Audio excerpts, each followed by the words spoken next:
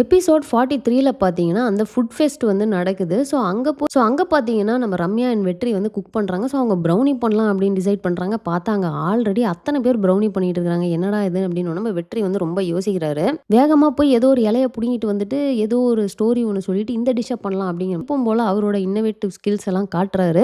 எல்லாத்தையும் செஞ்சு முடிக்கிறாங்க. அண்ட் இதுக்குள்ள பார்த்தீங்கன்னா, அவங்களோட அந்த பாண்டிங் வந்து காட்டிட்டே இருப்பாங்க. அதாவது ஒரு டாம் அண்ட் ஜெர்ரி டைப்ல காட்டுறது வந்து நல்லாருக்கும். ஏன்னா அவங்க ஃப்ரெண்ட்ஸ்லாம் வந்துட்டு, "என்ன இன்னும் நீ ஸ்டார்ட் பண்ணலையா?" அப்படின்னு கேட்டா, "என்ன பண்ணது ஒரு எரும மாடு லேட்டா வந்துருச்சு" அப்படின்ற மாரி இவங்க சொல்றது. ஸோ அவங்களுக்குள்ள அந்த ஒரு சின்ன அந்த ஒரு ஒரு சண்டை, அதாவது விளையாட்டுத்தனமா ஒரு சண்டை வந்து போட்டுக்கிட்டே இருக்கிறாங்க. ஸோ இப்போ இது என்னன்னா, இது எல்லாத்தையும் பண்ணி முடிச்சுட்டாங்கங்க. பண்ணி முடிச்சதுக்கு அப்புறமா சீஃப் கெஸ்ட் வராராம். யார் சீஃப் கெஸ்ட்டா இருப்பா? கண்டிப்பா வந்து நெடுமாறனா தான் இருக்கும். ஸோ அதே மாரி அவரு வராரா, அத பார்த்தா நம்ம வெற்றி ஷாக் ஆயிட்டு, "ஐய்யய்யோ! நான் இல்லப்பா" அப்படின்னு சொல்லிட்டு தனியா ஓடி போய் ஒளிஞ்சுக்கிறாரு. அண்ட் நம்ம எக்ஸ்பெக்ட் பண்ண மாரியே பார்த்தீங்கன்னா வந்து ரம்யா தான் வந்து வின் பண்றாங்க.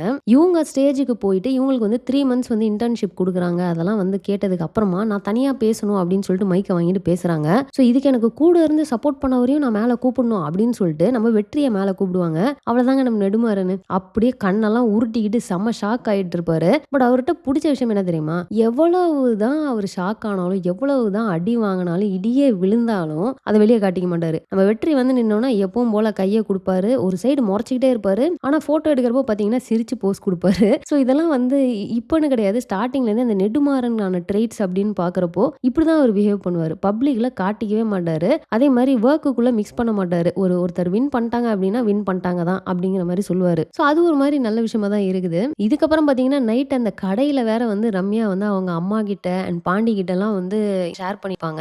அந்த மாரி நான் தான் வந்து வாங்கினேன். நான் வந்து வெற்றிய ஸ்டேஜுக்கு ஏத்துனேன்லாம் சொல்லிட்டு யார் சீஃப் கெஸ்ட் அப்படின்னா நெடுமாறன்னு சொன்னா பாண்டிக்கு வந்து ஷாக் ஆகுது. இல்ல எனக்கு ஒரு டவுட்டு. நீ அவர ஃபாலோ பண்றியா? இல்ல அவரு உன்ன ஃபாலோ பண்றாரா? ஏன்டா இப்படி பண்ணிட்டு இருக்கிற?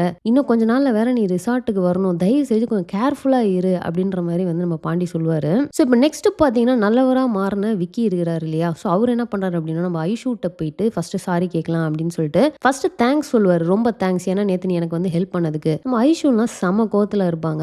நான் யார் இருந்தாலும் அந்த இடத்துல நான் கண்டிப்பா ஹெல்ப் பண்ணியிருப்பேன் அப்படிங்கிற மாதிரி சொல்லுவாங்க. இவரும் வந்து சாரி அப்படின்லாம் கேட்கிறப்ப அவங்க சரியா ரெஸ்பாண்ட் பண்ண மாட்டாங்க. நான் தான் இவ்வளோ இறங்கி வந்து பேசுறேன்ல அப்படின்னுவாரு. ஏன் நீ இறங்கி வந்து பேசினா நான் என்ன பண்ணணும்? அதுக்கு நீ மன்னிப்பு கேட்டா உடனே மன்னிச்சிடணுமா? அப்படிங்கிற மாதிரி இவங்க கொஞ்சம் கூட இது பண்ணாம கோவமா தான் இருக்கிறாங்க. என் மேல தான் ஐஷு தப்பு. ஐம் சாரின்னு அவ்வளோ கேட்குறாங்க. நம்ம ஐஷு என்ன பண்றாங்க அப்படின்னு பார்த்தீங்கன்னா, எனக்கு முன்னாடி நீ ஃபர்ஸ்ட் வேணிகிட்ட போய் பேசினியா? அவளுக்கு அது எந்த அளவுக்கு இம்பாக்ட் ஆச்சு அப்படின்றது உனக்கு தெரியுமா? நீ பாட்டு பிரேக்கப்னு சொல்லிட்டு போயிட்ட. அதுக்கப்புறம் சூசைட் அட்டெம்ப்ட்லாம் பண்ணாலே அதெல்லாம் தெரியுமான்ற மாதிரி எல்லா விஷயத்தையுமே வந்து சொல்லிடுறாங்க.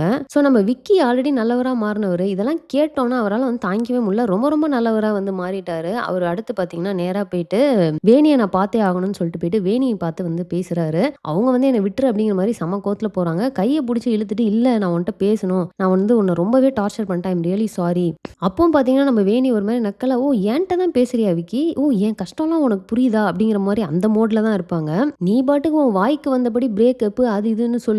நீ விட்டு போனா போயிடணும். திரும்ப வா அப்படின்னா வரணுமா? அப்படின்ற மாதிரி கேட்பாங்க. நான் உன் காலில் கூட விழுறேன். நான் பண்ணது தப்பு தான். உனக்கு நம்பிக்கை வரணும்னா நான் என்ன பண்ணணும் பாரு. இதுக்கப்புறம் நான் எப்படி இருக்கேன்னு மட்டும் பாரு. உனக்கு பிடிச்ச மாதிரி நான் இருக்கேன். அந்த நம்பிக்கையை நான் வர வைக்கிறேன் அப்படிங்கிற மாதிரி ரொம்ப பாசிட்டிவா பேசிட்டு போவாருங்க. பட் இதுல என்ன அப்படின்னா நம்ம ஸ்ரீநிதி தூரத்துல இருந்து இதெல்லாம் பார்த்துட்டு இருக்காங்க. ஸோ அவங்களுக்கு வந்து இதை ஏத்துக்கவே முடியல. ஸோ கண்டிப்பா அவங்க எதையோ உள்ள பூந்து குழப்புற மாதிரி ஏதோ பண்ணுவாங்க அப்படிங்கிற மாதிரி தான் நான் நினைக்கிறேன். ஸோ இந்த எபிசோட் 43ல பார்த்தீங்கன்னா இந்த மாதிரி ரொம்ப கம்மியான விஷயங்கள் தான் நடந்தது. அண்ட் எபிசோட் 44ல என்ன நடந்துச்சு அப்படிங்கிற ரிவ்யூ பண்ணி நெக்ஸ்ட் ஒரு வீடியோல போடுறேன். மிஸ் பண்ணாம பாருங்க.